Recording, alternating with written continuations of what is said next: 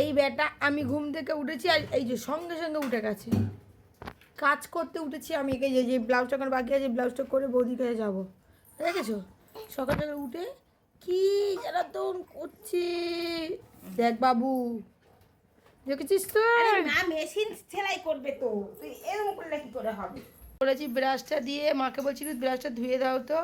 ও জানে যে আমি ব্রাশ করি আর বাথরুমে গিয়ে ধুই, ছুটেছে বাথরুমে, ওই যে বাথরুমে ধুতে যাচ্ছে। দরজা দেওয়া, বলছি ব্রাশটা ধুয়ে নিয়ে মুখটা ধুয়ে নিয়ে যা। ও জানে ব্রাশটার বাথরুমে গিয়ে ধুতে হয়। এখানে এখানে রুদ্র, এই কি রে, ওই রুদ্র, দেখেছিস তো? কোনো মানে ইয়ে করে, এটা নিয়ে যা, এটা নিয়ে যা, এটা নিয়ে যা। এই দেখো অমনি আসবে, দেখেছো?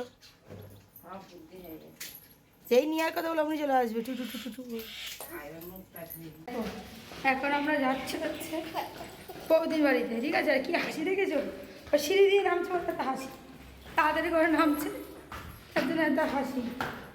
পদ্মা সেই বেটা আমার কি হাসি দেখো, আনন্দ পেয়েছে, তাড়াতাড়ি করে নামছে। তাই আমাদের যে নামতে নামতে হাত খারাপ হয়ে যাচ্ছে, সে আর কি হবে।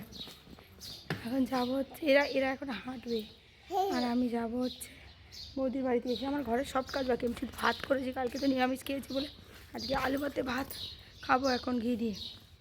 মানে এখন খাবো না, মানে বাড়ি আসবো, ঘর ঝাড় দেবো, মুছবো, স্নান করবো, পুজো করবো, তারপরে টাইম আছে। ভাতটা করে গেলাম, চলো এরা হাঁটতে যা। বলে গুড মর্নিং, গুড মর্নিং সবাই, গুড মর্নিং করে দাও পাপা, যাও।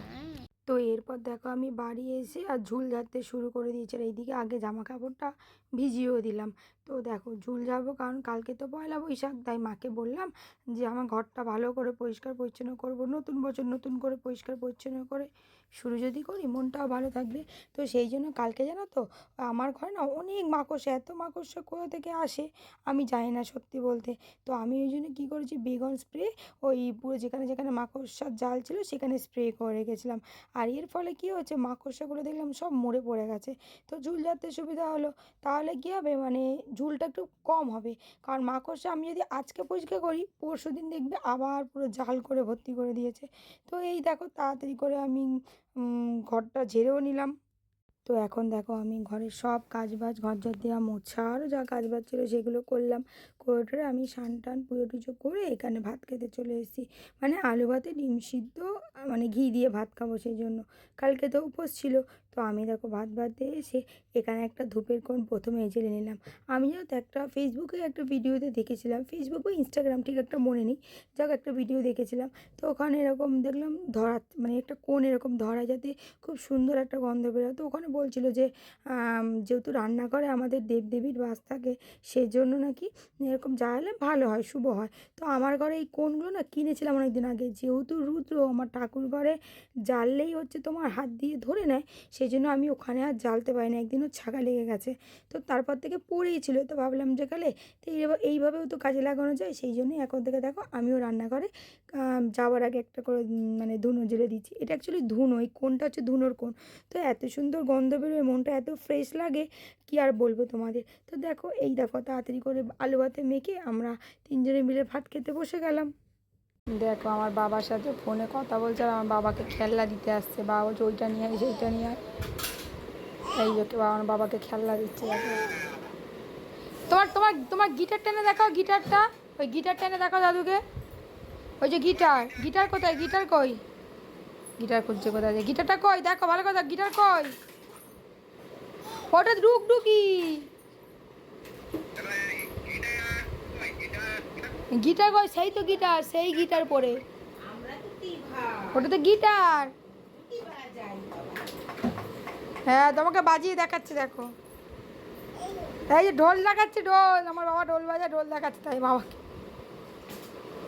সে হাতিটা নিয়ে এসো, হাতিটা যাও, হাতিটা নিয়ে এসো দাদুকে দেখাও, হাতিটা নিয়ে এসো, হাতি।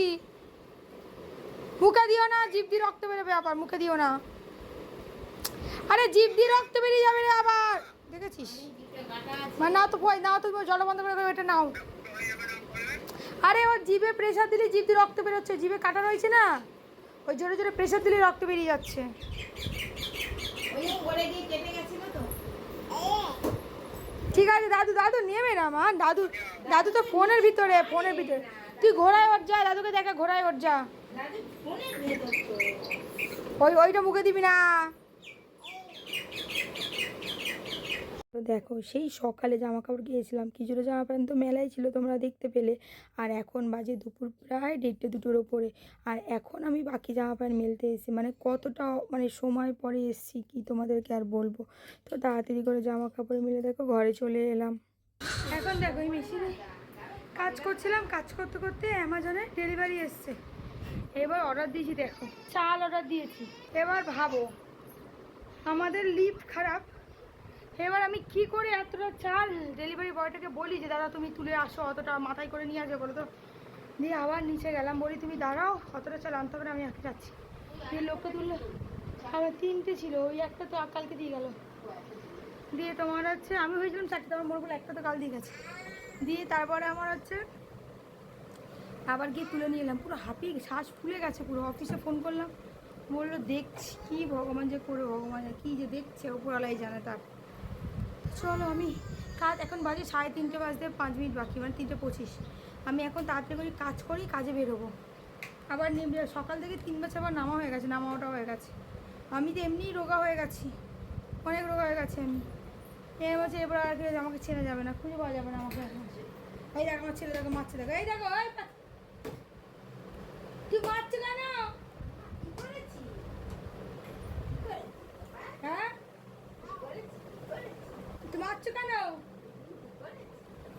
কেরম দেখো কেমন বদমাস, ভাবো তোমরাই পাবো কেরম বদমাস। এখন আমি ঘেমে নেমেছি, একটা বড় ঝোলা নিয়ে এখন আমি বেরোচ্ছি কাজে। একদিন আমাকে বলছে আমি চিউনি পাচ্ছি না, আমি বলছি আমি 10 দিন মাথায় আসছি না, মাথা আসার টাইম পাচ্ছি না।